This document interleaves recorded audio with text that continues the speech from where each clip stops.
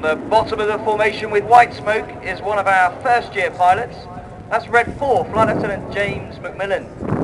McZ was born in the UK but moved to New Zealand at the age of 10 and eventually joined the Royal New Zealand Air Force.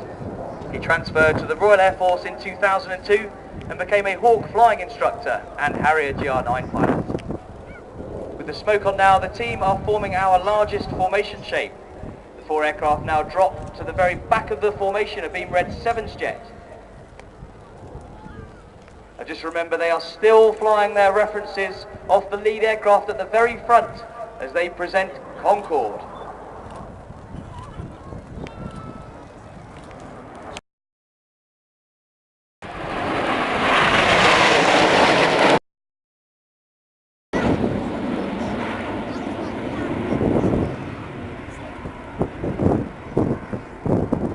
The second jet from the right as we look head on is flown by another of our first